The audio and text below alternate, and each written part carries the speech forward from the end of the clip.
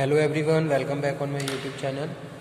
आज के सेशन में हम डिस्कस करेंगे कॉन्सिलिएशन मशीनरी मीन्स टू से authorities under the industrial dispute act. ठीक है, तो यहाँ पे मैं ये भी लिख देता हूँ authorities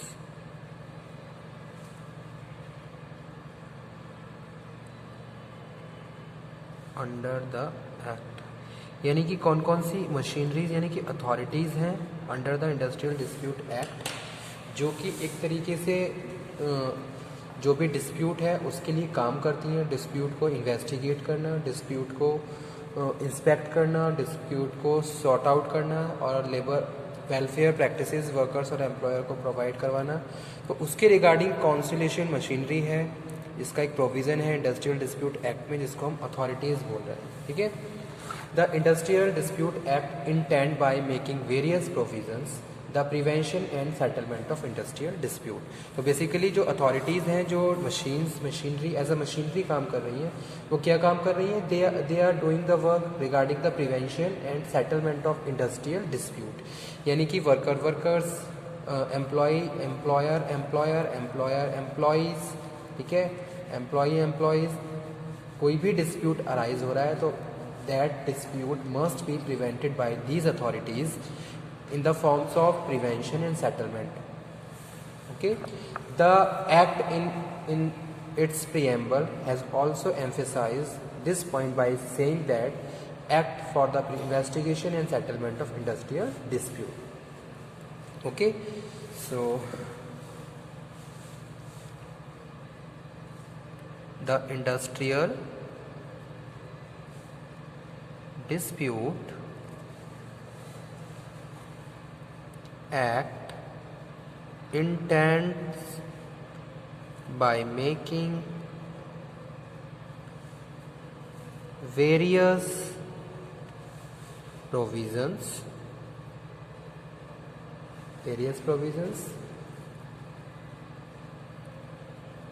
prevention and settlement of industrial dispute. Okay, the act provide elaborate and effective machinery for bringing about industrial peace.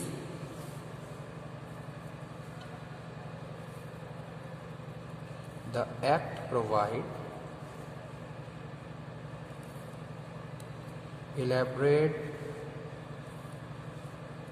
and effective machinery for bringing about industrial peace by setting various authorities.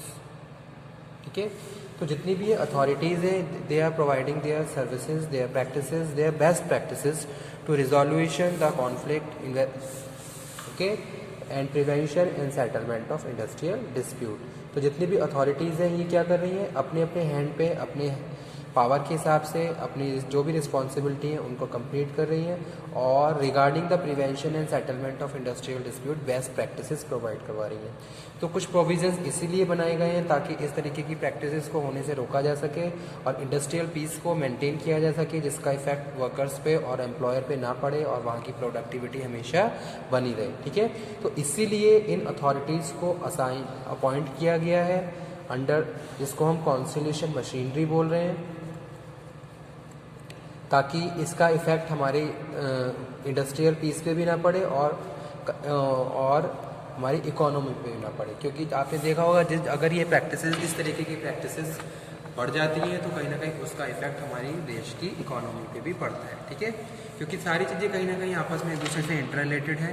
जितने की हम बात कर रहे हैं, production की बात कर रहे हैं, प्रोडक्टिव जीडीपी की बात कर रहे हैं, तो जितना जीडीपी हमारा बढ़ेगा उतना ही इफेक्ट हमारा उसकी इकोनॉमी पे भी पड़ेगा। ठीक है, तो यहाँ पे हम बात कर रहे हैं act provide elaborate and effective machinery for bringing about industrial peace by setting up various authorities for the investigation and settlement of industrial dispute. अब इन अथॉरिटीज़ में आज हम डिस्कस करेंगे वर्क कमेटी को।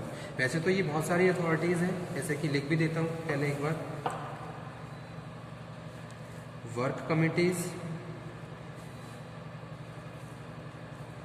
सेक्शन 3, सेकंड वन है conciliation officer, conciliation officer section 4, third one is board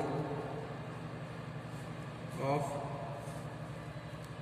conciliation section 5, fourth one court of inquiry, court of inquiry section 6, labor court section 7, industrial tribunals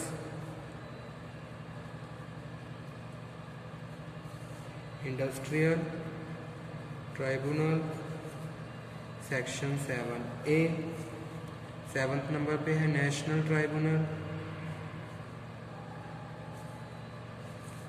section 7B, और eighth number पे है grievance settlement authorities,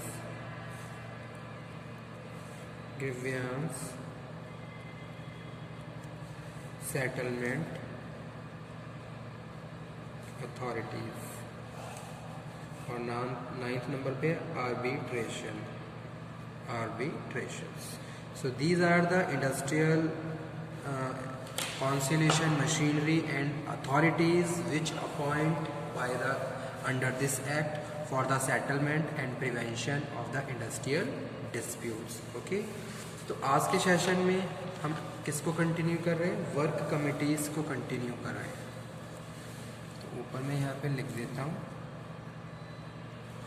work committees.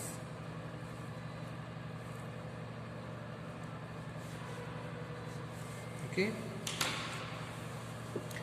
so regarding this we can say that in the case of any industrial establishment in which 100 or more workmen are employed or have been employed on any day in the preceding 12 months, the appropriate government may by journal or by special order require the employer to constitute a work committee। ठीक है, simple जो process है उसमें हम discuss कर रहे हैं कि भाई अगर किसी भी फैक्ट्री में या किसी भी इंडस्ट्रियल एस्टेब्लिशमेंट में जहाँ 100 या 100 से ज़्यादा लोग काम कर रहे हैं तो वहाँ पे क्या है, by the order of the appropriate government और स्पेशल ऑर्डर एम्प्लॉयर को वर्क कमेटी को कंस्टिट्यूट करना होता है। ठीक है, तो वही चीज़ यहाँ पे हम कह रहे हैं, लिख भी देता हूँ साथ के साथ। In case of any industrial establishment in which 100 or more workmen are employed or have been employed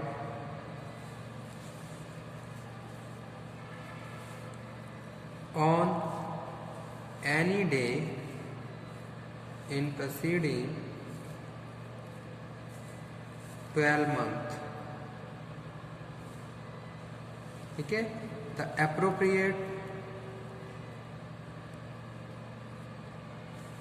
government by order require to employer to constitute work committee।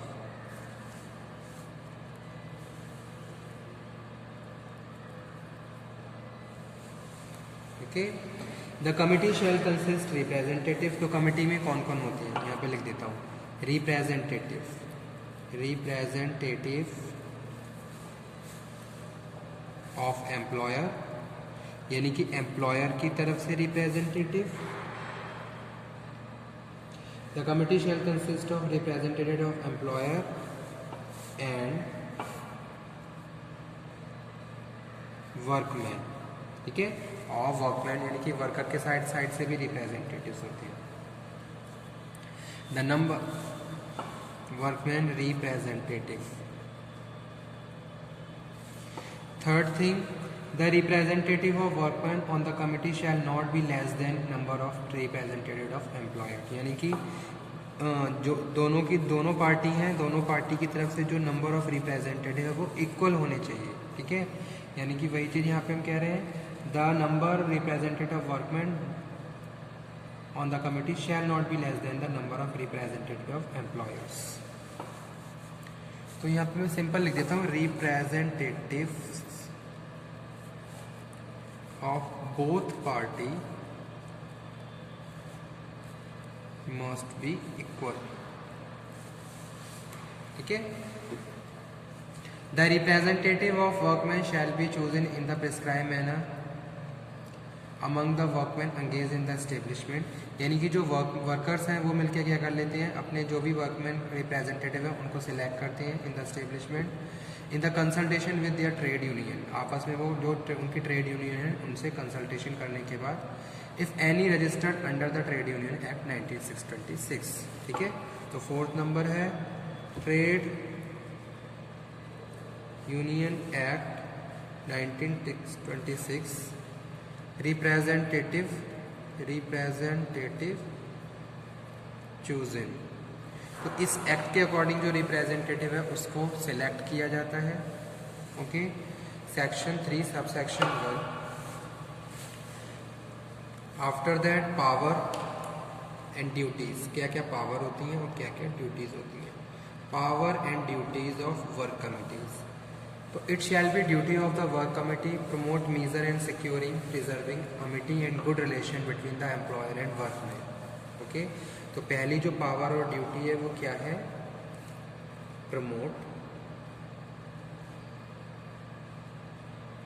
Measures for securing and preserving amity and good relation, यानी कि जो employer और workman हैं उनके अच्छा relation रहे, उसको promote करना, उसको सिक्योर करके चलना, उसको प्रिजर्व करके चलना। So this is the first duty of work committee, good relation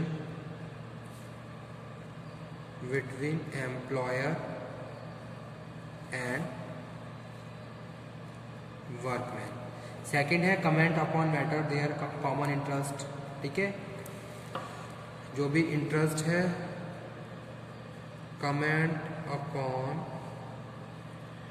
common interest, यानी कि जो भी वर्क कमेटी का जो भी इंटरेस्ट है उसके लिए अपना आइडिया या अपने सजेशंस रखना, तो वो यहाँ पे एज अ पावर और ड्यूटी है वर्क कमेटी की। उसके बाद थर्ड नंबर है compose any material difference of opinion in respect of such matters, these matters are so wide ranging to include welfare of workers, supervision of recreational facilities, ठीक है। जैसे कि the factors which are related to welfare of workers, उनको जो भी committee है उसके द्वारा एम्प्लॉयर के सामने रखना, ठीक है। रिक्रिएशनल फैसिलिटी जैसे क्रैचेस है, हॉस्पिटल्स हैं, ट्रेनिंग का पार्ट है, वेजेस है, वर्किंग आवर्स है, बोनस है, ग्रेचुटी है, हॉलीडे विथ पे है, इस तरीके की अगर प्रैक्टिसेस के लिए किसी वर्कर्स के वेलफेयर के लिए काम करना और उस मैटर को जो भी अथॉरिटी है उसके सामने डिस्कस करना, ठीक है। सो ये सारी क्या है, पावर है, ड्यूटीज़ है। जैसे कोई किसी वर्कर का केस है रिगार्डिंग द ग्रेचुटी, देन जो वर्क कमेटी है वो क्या करेगी, इसके लिए अपनी आवाज़ उठाएगी और यानी कि अपने राइट के लिए जो भी प्रोविज़न है उसके हिसाब से जो भी बेनिफिट है उसको अवेल कर सकती है, ठीक है। तो ये सारा टॉपिक आज के बारे में, ओके, थैंक यू।